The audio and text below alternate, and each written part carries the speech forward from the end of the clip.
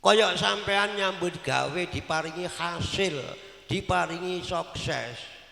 Niku sing paring hasil, sing paring sukses nggih Gusti Allah.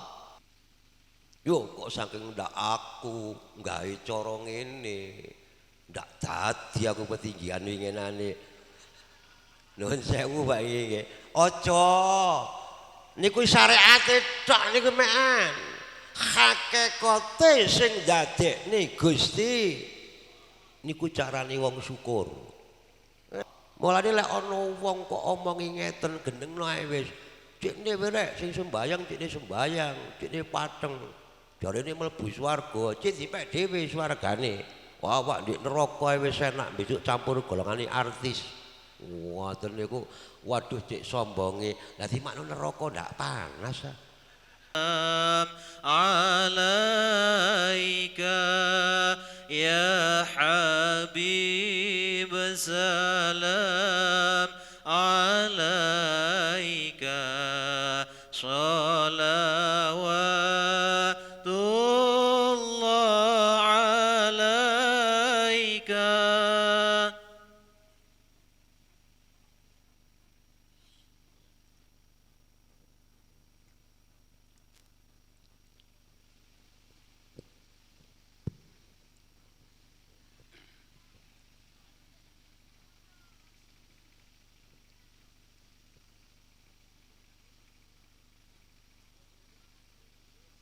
Assalamualaikum warahmatullahi wabarakatuh.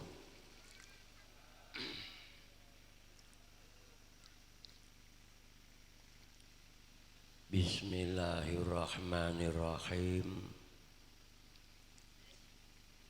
Alhamdulillahi rabbil alamin. Wa bihi nasta'inu ala umurid dunya waddin. Ashhadu an la ilaha illallah wahdahu la syarikalah wa ashhadu anna sayyidana Muhammadan abduhu wa rasuluh. Allahumma sholli wa sallim wa barik ala sayyidina Muhammad wa ala alihi wa ashabihi ajmain. La haula wa la quwata illa billahil aliyyil azim.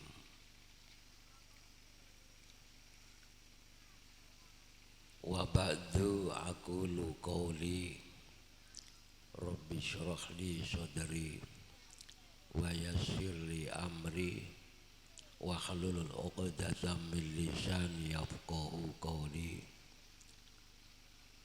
Subhanaka la ilma lana illa ma 'allamtana innaka antal alimul hakim.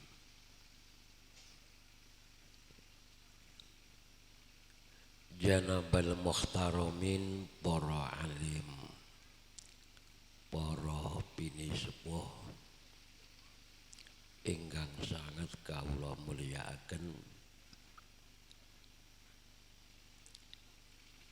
jami'al umara utaminipun sempat rawuh ugi paring tausiah dhateng kita sedaya panjenenganipun Bapak Kepala Desa ingkang kawula hormati,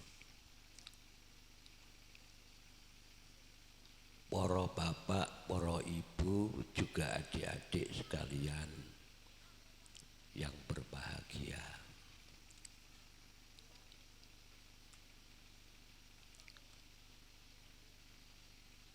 Bil iktifa kemawon sehubungan terus terang kesehatan kirang sae,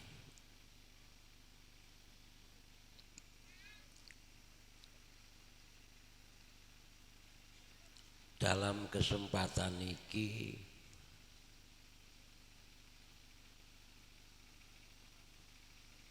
kita melaksanakan pengajian. Monggo kita niati muga-muga amal bakti kutuk kita sedaya menika pikantuk ridhanipun Allah Subhanahu wa taala.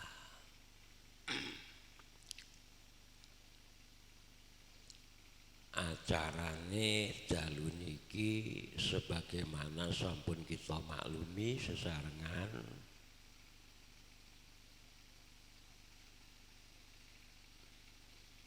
utaminipun inggih menika nazar. Nggih. Nggih ta?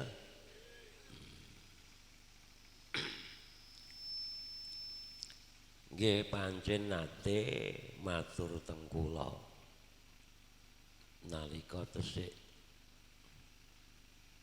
dugi tenggen kula diundang niki acarane Pak sinten niku jenenge kok lali kula sing duwe omah niki lho non Pak Lati nggih Pak Lati niku cerita teng kula. Putrane milai tasih alit niku sakit-sakiten mawon. Mboten enten warase. Cara kasare golekno tamba niki pun keweleh. Ngeten lho. Sinten jenenge Riki napa nggih? Nggih. Nah. Yo dikai embel-embel rek ngarep iku cendak nemen-nemen. Muhammad ngono. Muhammad Riki. Niku lara tok mawon. Wis keweleh golekno tamba. Nek cerita teng kula niku akhire ngeten. Terus lari niku dipun napa lek ngarani? Diucapi lah. Kapan kowe gelem waras le, pokoke besok aku duwe rejeki tak tekake pengajian, tak undang nih Gus As. Ngaten. Niku nadare kaya ngoten.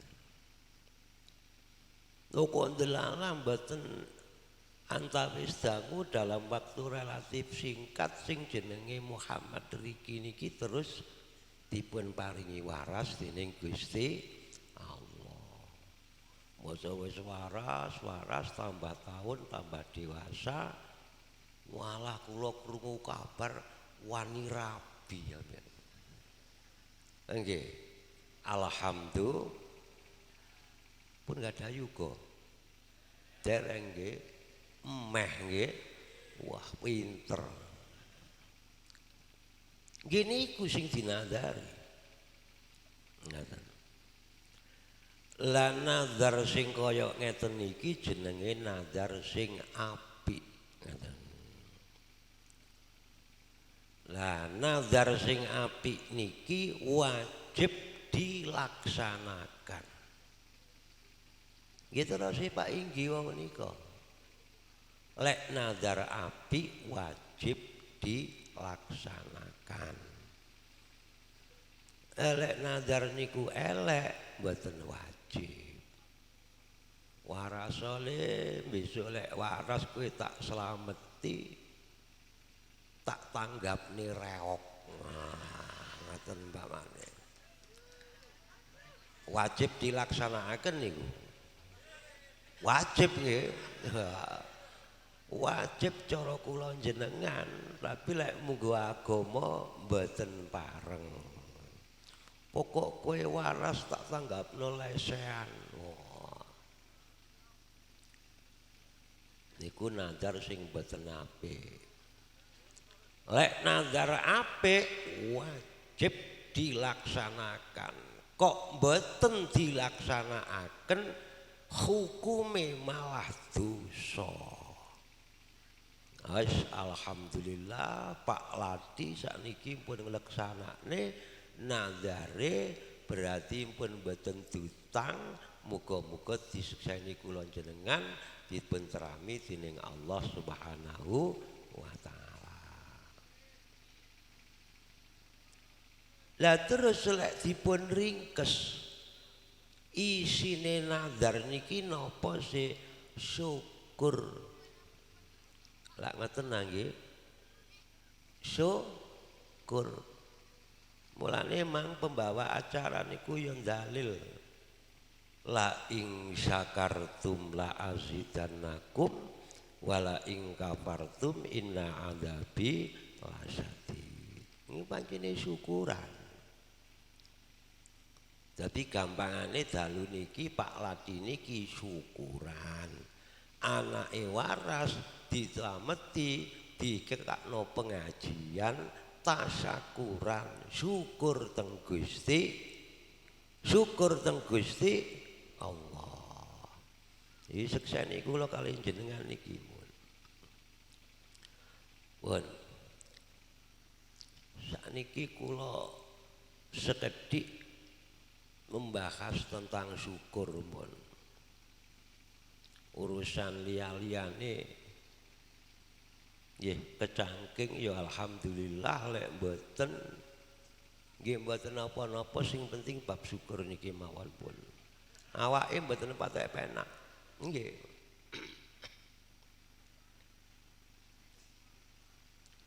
Kula nate ngaji. Pirsa keterangan babagan syukur. Wonten kitab Al-Ihya Ulumuddin karanganipun Syekhul Islam Hujjatul Islam Al-Imam Al-Ghazali Syekh Muhammad bin Muhammad Al-Ghazali. Jenenge dhewe niku jane ngoten Muhammad. Abahe jenenge nggih Muhammad. Desane teng desa Ghazalah. Terus desa Ghazalah niku digawe nisbat unine malih Al-Ghazali. Salah kaprah diceluk Imam Ghazali. Jenenge dhewe Syekh Muhammad. Sehubungan kalih bab tasyakuran niki Imam Ghazali negasaken ngeten. Intidhamus syukri min salasin. Jeluntrunge syukur niku terdiri saka perkara telu. Dadi umpama kula jenengan nglakoni tasyakuran, runtute lek nglakoni niki ya telu niki, teko nomor 1, nomor 2, nomor 3. Kula kaliyan jenengan iki estu wong sing syukur napa mboten ya tergantung telu niki. Lek pancene telu niki saged mraktekaken berarti kula jenengan nggih syukur temenan. Tapi nek telu niki mboten dipraktekaken boleh-boleh saja mengaku syukur. Tapi mungguhe agama syukure niku goroh. Nah, mila kula badhe matur jeluntrunge syukur perkara telu niki mangke lek pancene wektale cekap nggih kula terangne kabeh telu niki. Lek sajake jenengan pun kesel ya sitok mawon utawi kalih. Lah jangkepe ya ben-ben menawa diundang neh ngoten. Ya, disambung. Belajar arek saiki jeda. Pun diterangaken nggih. Wong syukur niku sing nomor siji jari Imam Ghazali ngeten. Al ma'rifatu bin ni'mah minal mun'im. Niki senes karangan kula lho nggih. Kula mek nirokne tok. Mulane kula lek maca hadis, maca Quran, maca makalah, kula jelasne ngoten niku ben gak timakno aku sing ngarang ngoten lho nggih. Mboten kok kajuan dalil ngoten mboten ya. Ben gak timakno aku sing ngarang. Dawuh Imam Ghazali sing pertama al ma'rifatu bin ni'mati minal mun'im. Wong sing syukur niku kudu ngaweruhi sing jenenge nikmat niku minal mun'imi saking zat sing paring nikmat. Sinten? Gusti Allah. Jadi gampangane wong sing syukur niku kudu ngerti, kudu sadar. Lek nikmat sing kita trima niki sangka Gusti Allah. Yang lain tidak. Dene kok kula kaliyan jenengan oleh nikmat teko bangsa, teko menungsa, teko kanca sak piturute niku mung dumunung lantaran hakikate nikmat niku sangka Gusti Allah. Padha kali ngeten lho. Padha karo wong lara. Wong niku secara syariat lek lara niku mesti mertamba. Lah nggih ya? Nggih. Cara syariate niku mertamba. Tapi mertamba niku ojo digawe ukuran warase penyakit. Ngaten. Sing dadi ukuran warase penyakit niku napa? Sing dadi ukuran warase penyakit sebab sangka Gusti Allah oleh paring waras. Wah, aku lek kelingan entek akeh yo temenan tak tambakno mrono waras. Niki bahaya nih. Apa maneh sing nambani kadang-kadang iku yo duwe pikiran ngono. Entek akeh pisan ditambakno mrono-mrono. Ndak tahu ono sing waras iku tak tambani sepisan langsung waras. Waduh, lha kok pocong temen jaga. Syifa'udda labid dawa niku secara hakikat. Ingaten. Secara syariat memang penyakit niku warase teko tamba. Tapi hakikate mboten. Syifa'udda'i utawi warase penyakit ikulah bidawai ora mergo kelawan tamba. Terus kelawan napa? Bal bi sifa illahi ta'ala balik kelawan oleh marasaken Gusti Allah ta'ala. Dadi mboten oleh duwe pemikiran ninggalne Allah niku mboten oleh. Nikmat rupa napa kemawon kudu al ma'rifah bin nikmah bi inamil mun'im minal mun'im. Pak Lati anake waras. Sapa sing paring waras? Sinten sing paring waras? Gusti Allah. Kaya sampean nyambut gawe diparingi hasil, diparingi sukses. Niku sing paring hasil, sing paring sukses nggih Gusti Allah.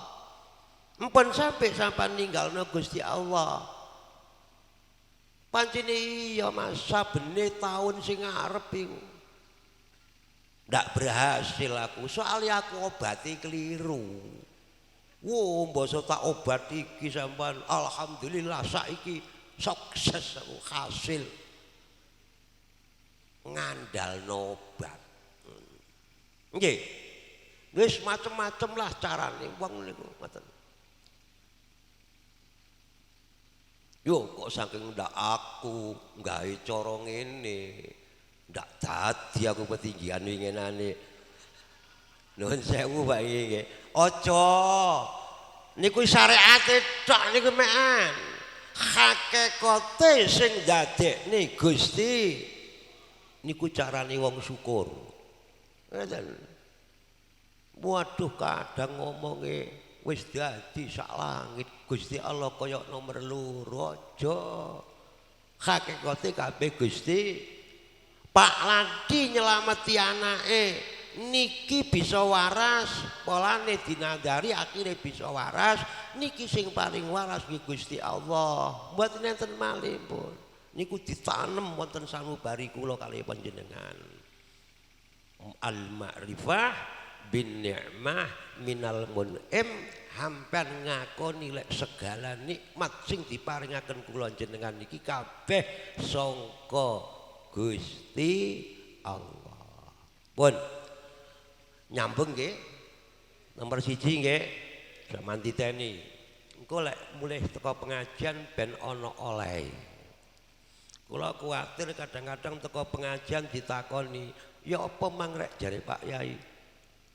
Waduh sampan rugi ndak nyang. Lah kok iso?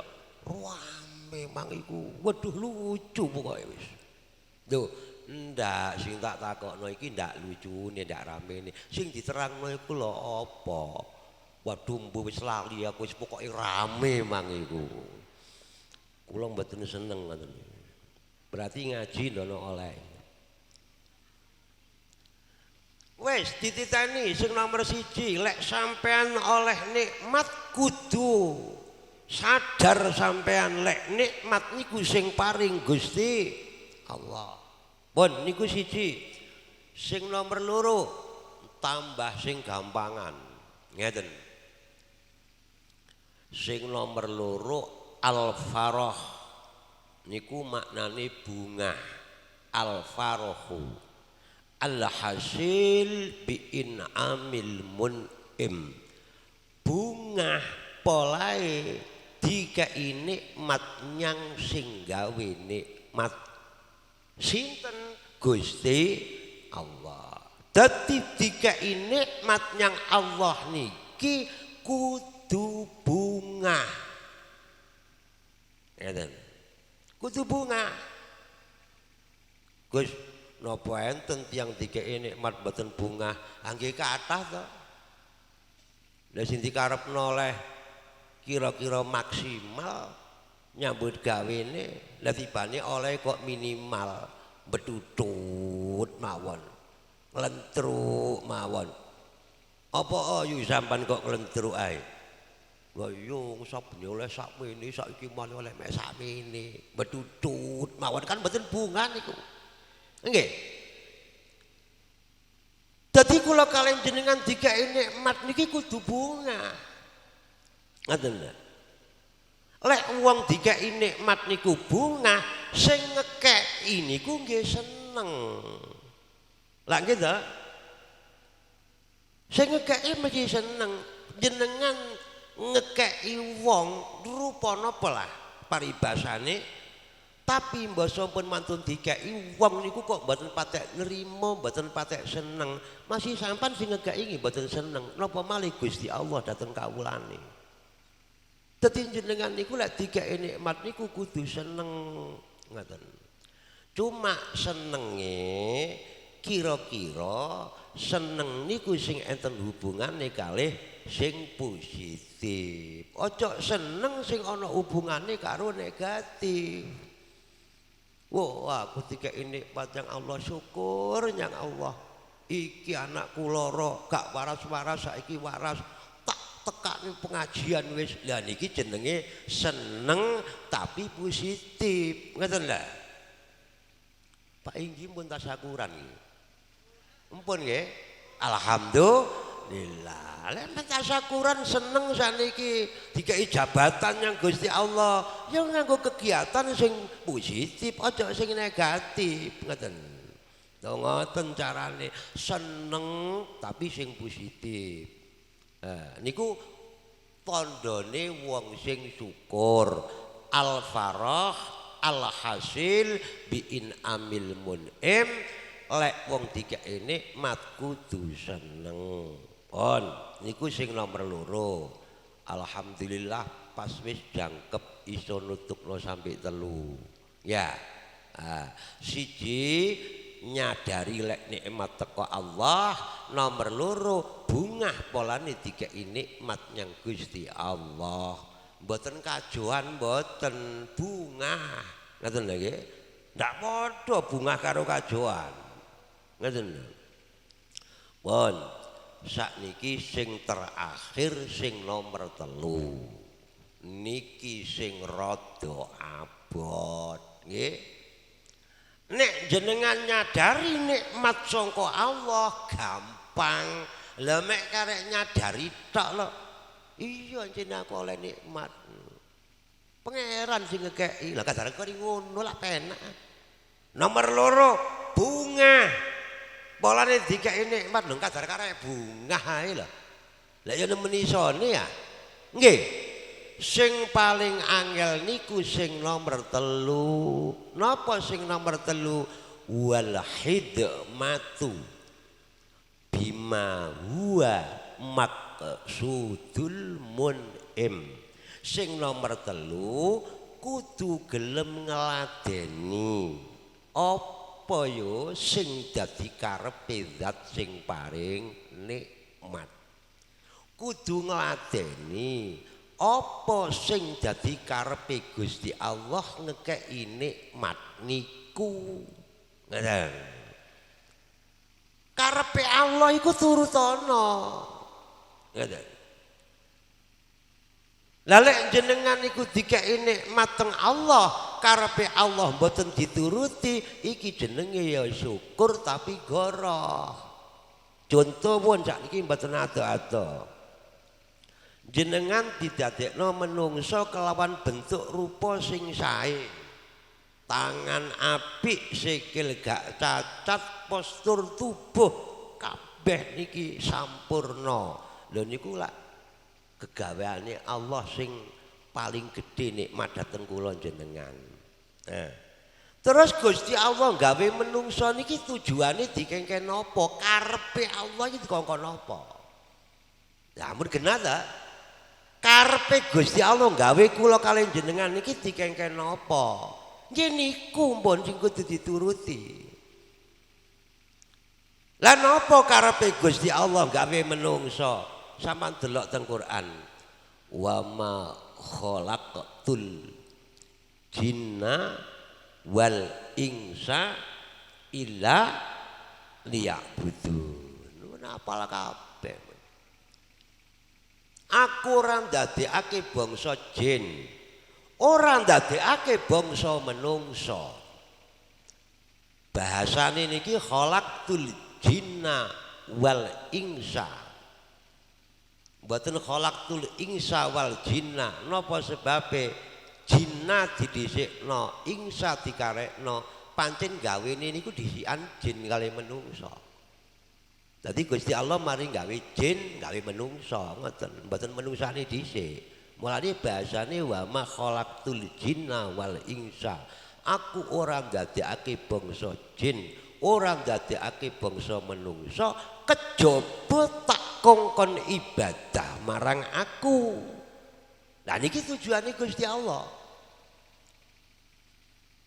Dadi kula kaliyan jenengan dadi menungso niki cara kasare, nek cara bahasane wong Jawa, karepe ngono dikongkon ibadah, dikongkon sembayang. Wis ngono wis karepe wis. Wis tok slorok ngoten mawon pun dikongkon sembayang. Lah terus umpama saiki ana wong ngampu wis didadekno menungso ganteng-ganteng, api-api, ayu-ayu, kok ndak sembayang, angsal napa mboten? Angsal napa mboten? Angge angsal mawon wong awak sampean dhewe. Terserah sakniki sampean mboten sembayang. Wong lanang mboten sembayang, wong wedok mboten sembayang, karepmu terserah. Ya mek ae ndak cocok karo tujuane Gusti Allah. Mek ngoten tok. Udah kena rek ndak sembayang rek ya haram. Aja. Bejo cilaka niku kabeh sing gawe Gusti Allah. Ya aja digedhingi, ya aja disengiti, padha-padha makhluke Gusti Allah. Lho ngoten. Aja digedhingi. Lek ana wong gak sembayang aja digedhingi. Nek ana wong elek aja digedhingi. Soale napa? Lho, iku menunjukkan justru sifat keadilane Allah. Lah lek Gusti Allah mboten damel tiyang sing kaya ngoten niku, sakniki umpamane lho, malah ruwet lho donya niki. Nggih. Wong niku ana elek, ana apik. Nggih? Lah nggih ya? Lah lek kabeh niku apik, mlebu swarga kabeh. Nggih ya? Terus nerakane sapa ngiseni? Ayo weh. Justru wong ndak sembayang niku ana hikmahe lho. Wong sing kelakuane elek, kelakuane maksiat ana hikmahe.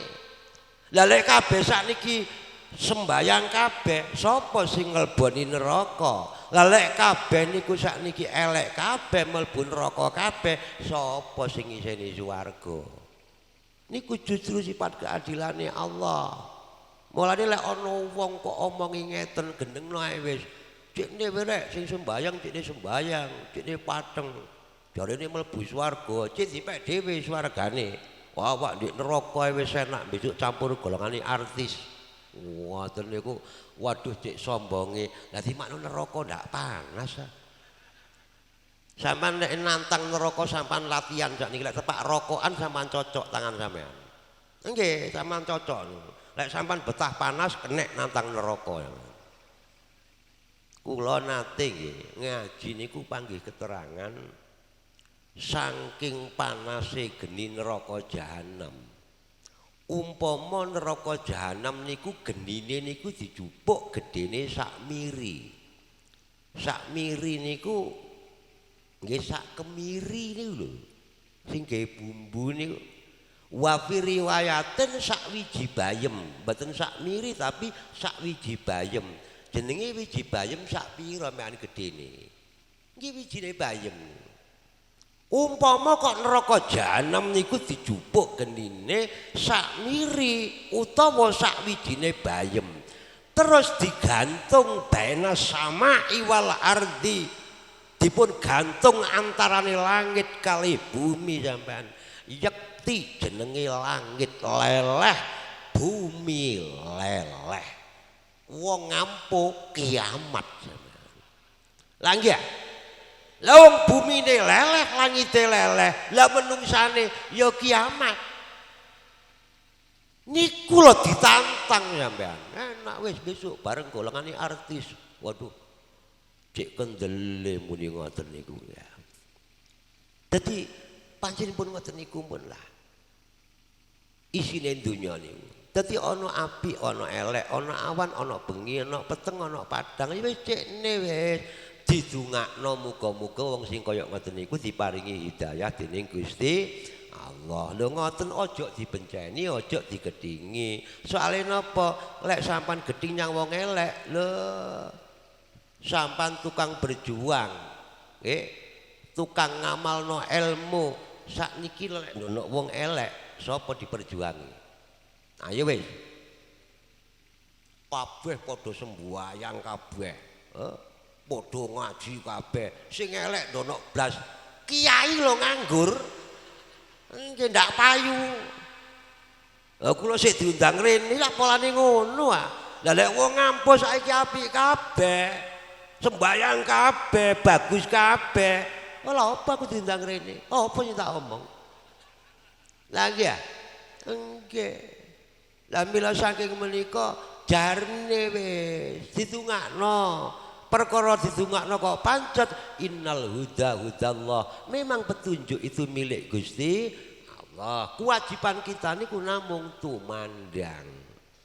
Oh, kula lek kelingan ceritane malaikat Jibril niku tertarik lho. Malaikat Jibril niku nalikane dipun dadosaken teng Gusti Allah. Gusti Allah niku lek dadosaken ala ahsani suratin. Bentuk rupa sing paling bagus. Ora ana malaikat-malaikat liyane sing gantenge kaya malaikat Jibril mboten enten. Malaikat Jibril niku ketuane malaikat. Dibentuk dengan bentuk yang paling indah. Sampai dipun ceritaken wonten hikayah niku lahu situ miati janahin. Malaikat Jibril niku duweni swiwi jumlahe 600 swiwi. Waduh, 600 swiwi. Cara manggen ndi-ndian ngono papane iki ya. Wah indah to. Cara mau diketokno teng kula jenengan, waduh wis kula jenengan mboten saged bayangaken betapa apike wong barang swiwine 600. Manuk dara niku mana ana swiwine loro wis apik kok. Nggih, potongane siku ngoten apik pun. Lho mangkane niku 600 swiwi. Lah mbok sampun malaikat Jibril niku didadekno bentuk sing apik, swiwine 600. Mantu niku malaikat Jibril niku mboten seronto.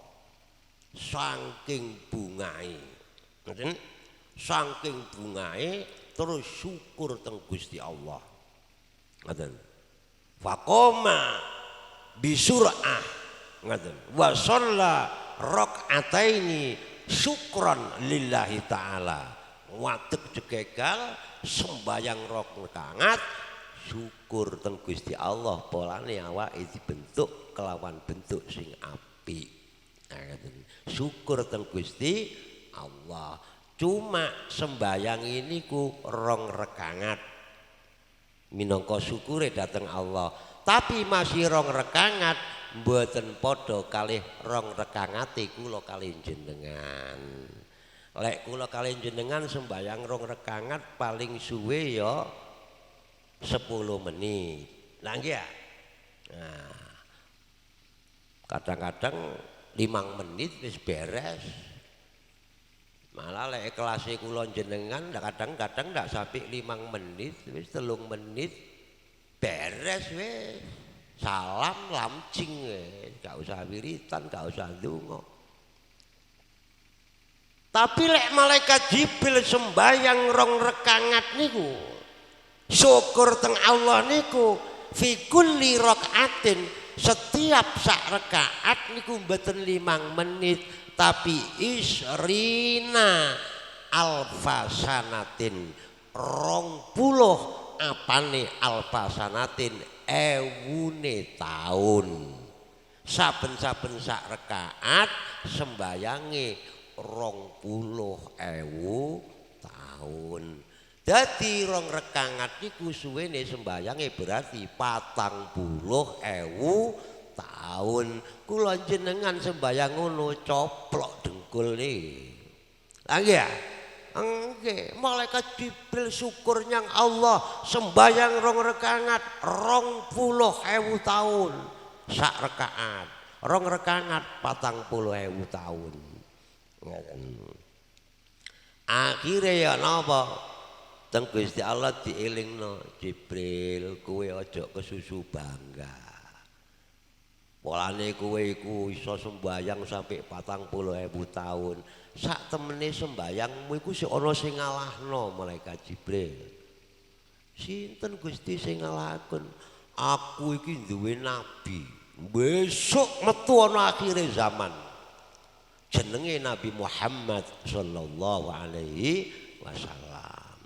Nabi Muhammad iku umate iku cilik-cilik, pendek-pendek, umure cekak-cekak, tapi wonge metel-metel. Niku umate Kanjeng nabi nggih pancene wonge cilik-cilik. Cilik-cilik wonge. Kados kula jenengan ngeten iki. Pendek-pendek. Lek umat zaman biyen niku waduh dukur-dukur. Nggih, ana sing umat niku dukure sampai 15 meter enten. Sing 10 meter enten, sing dukure 5 meter enten. Ya lek kula kaliyan jenengan pencet-pencet cilik-cilik cebol-cebol wetele setengah mati. Nggih, metele setengah mati kongkonane angel. Lek dipenging malah ndodroh. Niku umat Kanjeng Nabi. Tapi malaikat Jibril masih umat Nabi Muhammad metel diperintah ndak patut gelem nglakoni masuk akeh dosane. Sak temene sembayange umat Muhammad rong rekangat iku luwih tak senengi timbang sembayangmu rong rekangat suwene 40 tahun. Umat Muhammad sembayang subuh mek rong rekangat sepisan mek 5 menit paling tak senengi lek dibanding karo sembayangmu suwene 40 tahun. Kok sakit Gusti? Li anna sholatahum bi amri wa anta sholaita bi ghairi amri. Karena umat Muhammad iku salate tak kongkon, tak perintah. Lale awakmu lak karepmu dhewe iku mang. Malaikat Jibril lak karepe dhewe nggih. Sapa sing ngongkon sembayang? Mek rumangsa awake dibentuk kelawan bentuk sing apik. Akhirnya syukur yang Allah sembayang rong rekangat 40.000 tahun. Sapa sing ngongkon Gusti Allah mboten ngongkon. Nah, mulane nggih barang pekerjaan amalan napa kemawon lek ndak dikongkon iku pancen ndak pate abot. Masih sanggane abot. Ini soalnya barang ndak dikongkon. Tapi nek barang dikongkon masih barang sepele kadang lho katene tandang iku abot zaman. Nggih ta? Nggih wis praktekno dhewe wis. Ngoten. Lek barang diperintah niku pancene abot. Sembayang niku perintah. Malah sembayang niku perintah sing paling pokok mboten padha kalih Gusti Allah le merintah liyane sembayang. Contone sakniki Gusti Allah ngekei kewajiban yang wong Islam Kanjeng Nabi sak umate dikongkon lek tepak poso Ramadan, tepak Ramadan dikongkon poso lewat napa niku? Lewat wahyu malaikat Jibril. Nggih ta? Kewajiban zakat lewat malaikat Jibril. Nggih. Kewajiban haji lewat malaikat Jibril, tapi lek sembayang Kanjeng Nabi langsung dipanggil dalam perjalanan Isra Mi'raj. Langsung berhadapan kalian Allah Subhanahu wa taala. Nila saking menika sembayang niku diarani ra'sul ibadah. Pokoke ibadah. Lek jare sijine makalah ngarani as-sholatu fil ibadah karroksi fil jasad.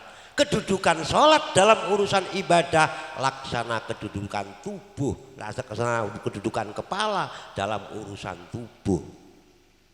Tangan api, sikil gak cacat, postur tubuh gagah perkasa. Tapi sayang dono ndase gawe apa? Ayo wis. Sampeyan pikir wis. Ojo kok gak ono ndase. Tangane apik, sikile apik, awake gak cacat. Daerah kene iki lho. Mek titik merongos. Ya. Ngono ae gawe dadi tampian kok. Apa maneh pas gak ono. Ya. Nggih napa mboten? Nggih. Apa artinya tangan yang tidak cacat? Kaki yang tidak cacat, postur tubuh yang gagah perkasa, sementara yang namanya kepala tidak ada, napa gunane? Ngoten lho. Semanten ugi kula kalih panjenengan sosiale luar biasa. Posone kuat, haji umroh ndak ping sepisan, nek perlu ping 17. Tapi sayang sembayang kok dikedulinan sak temene kuwi wis ndono artine kabeh wis. Ojo digawe kebanggaan. Wah, aku ping patusan yang Mekah. Lah bapak aku ndak takon. Lagi ya. Sing takon lho sapa? Waduh, kaji digawe kebanggaan, umroh digawe kebanggaan. Lek gak diceluk abah dodone sesek. Tapi sembayang gawe dulinan ya ngono artine kabeh wis. Ngono artine. Sampan baru krasa besok lek wis mati. Nggih. Lek wis mati baru krasa sampean. Endi amal ibadah kula kali jenengan sing keraduten Gusti Allah. Niku baru ketemu pun. Mulane nggih bener sing gelek kula aturaken teng sampean pedomane Syekh Ibrahim Al-Haitami. Ibrahim bin Adham Al-Haitami. Umpama ndek kampung ini ana wong sugih, saking sugihne mampu daftar haji ping 1000. Tapi ibarat saking sugihne lek kate haji temenan ping 1000 ya mosok rek long setahun sepisan ping 1000 arek umure 1000 tahun. Lah mboten mungkin nggih. Tapi niku ibarat saking sugihne kok dhek niku iso daftar haji ping 1000. Cuma sayang dalam perjalanan haji pernah terjadi piyambake niku yu akhirus sholata an waqtiha. Sembayang niku diakhirno saka wektune, mboten tepak teng wektune. Bleset dugi wektune. Utawa lek mboten ngoten bahasa agamane autarokaha amdan atau memang sholat itu sengaja ditinggal satu kali. Ya napa jare pendape Syekh Ibrahim bin Adham Al-Haitami kana tarku kalil haji alfa marrah afdhalulak. Timbang kowe ngakhirna wektune salat sepisan utawa timbang kowe ninggal sembayang sepisan luwung salate kuwi lakonana hajine ping 1000 tinggalen. Karena napa? Senajan kowe haji ping 1000 tapi kok wani gawe dulinan sembayang hajimu gak ono artine. Ya lak wis ah. Muangkane ngono kadang ngono wong haji lek sik pertama masyaallah tas teko iku lho. Ya. Nggih, kancane sik durung ana di masjid wis disiki wis. Nggih. Ya mbok nek barokahe tanah kono ndak ngerti. Ya ndak suwe. Beberapa bulan berlalu menclek kowe. Enten apa mboten? Enten apa mboten? Mila saking menika kula kalih panjenengan nggih ngoten. Padha karo wong sugih. Wong sugih nek wayahe zakat ana donya iku. Nggih, zakat ana. Donya niku lek dizakati danine malih suci, malih barokah. Ngoten lho. Rezekine malih barokah. Lek mboten dizakati bahaya. Di antara bahayane malih sing paling utama napa? Wong niku lek wis wajib zakat kok mboten zakat. Masya Allah. Man aqama shalah lek ana wong gelem nglakoni sembayang padheng sembayange tapi sayang walam yu'ti zakah zakate mboten ditokne jarine ya napa ceritane latuk balu minhu sholatu ganjarane salate mboten enten ilang montek mboten enten artine cuma salate ndak dutang nek ngoten to salate mboten dutang salate ya pancet absah mek ganjarane ndono lha nek ganjarane ndono lha gawe apa perhitungane lak rugi ya nggih napa mboten mila saking menika panjenengan monggo salat niki aja sampai digawe dulinan saestu perkara sampan amal-amal soleh liyane nggih monggo dilakoni cuma paling utama salat nggih iza saluhat sairu amali lek pancene sembayange bener sembayange apik kabeh katut bener katut apik tapi wa in fasadat fa fasada sairu amali. Lek wis sembayang rusak kabeh niku dadine rusak. Ya mila saking menika monggo kula kalih panjenengan ojo sok gampang ngakhirno wektune salat. Nggih, salat niku dilakoni sing tekun. Wong salat niku mboten ngrepoti dhateng panjenengan. Gusti Allah kei kewajiban mboten ngerintangi dhateng prepote panjenengan. Gusti Allah dhewe ngerti kok. Monggo pun lek dipraktekaken saestu. Sampean sembayang zuhur. Isuk budal nyang sawah, isuk budal teng Tegal. Engko lek wis beduk mulih jenengan pun wayahe istirahat. Mari adus, ngapik wudu, jenengan dikongkon sembayang. Lah mboten repot napa-napa. Kesusu sampean. Kesusu napa? Wong pun mantun dugi sabin. Sing teko kantor ya ngono, mari teko kantor, kesusu napa? Mboten ngrintangi teng sampean, mboten ngrintangi teng repote sampean. Lah perkara mari lohor kok katene aktivitas maneh monggo mari lohor budal maneh cuma lek asar bali sembayang sik sembayang asar balik asar mboten repot napa-napa mboten ganggu Gusti Allah repotan sampean mantun asar terus maghrib dikongkon sembayang repot apa maghrib wong sampean mboten nyambut gawe engko isya durung turu sampean dian sik kuat-kuate wong, sik gagah-gagahe wong, mboten ngrepoti. Nggih napa mboten? Nggih mboten ngrepoti. Sampeyan dikongkon sembahyang subuh, wis mari ngorok sewengi. Nggih. Nggih, wis mari ngorok sewengi wis. Mari turu sewengi tuwuk.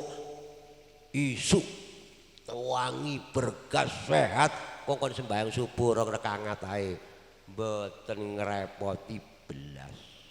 Nggih, mboten ngrepoti blas kula kalih jenengan. Lho ngoten mawon lho kadang sik mboten mboten kelakon. Nggih panjenengan nuruti karepe nafsu ya. Mila saking menika kula kalih panjenengan sedaya monggo dilatih. Dilatih lek mboten dilatih mboten saged. Fa insyaallah dengan latihan niki kula kalih panjenengan sedaya napa sing dados amal bakti kula kalih panjenengan sedaya dipun trami dening Allah Subhanahu wa taala. Mulane dalam rangka untuk melahirkan rasa syukur kita datang Gusti Allah supaya kita estu dadi wong sing syukur. Monggo sing nomor 3 niki wal khidmah bima huwa maksudul mun'im napa sing diratiri karepe Gusti Allah monggo dituruti di antarane menika kita mengamalkan dan menghayati napa sing dadi perintah Gusti Allah nggih menika terutama nglakoni sembahyang walaupun ini tidak merupakan satu keharusan Pak tapi fa insyaallah lek kula jenengan sedaya estu saged mengamalkan dan menghayati fa insyaallah ke depan niki kula kalih panjenengan terutama wonten donya ngantos dumugi wonten alam akhirat pikantuk ridhanipun Allah Subhanahu wa taala. Amin ya rabbal alamin. Kintenipun cekap semanten kemawon ingkang saged kawula aturaken wonten kirang langkungipun saderengipun kula akhiri kula nyuwun agungipun papunten wa akhiran nasrun minallah wa fathun qarib. Assalamualaikum warahmatullahi wabarakatuh.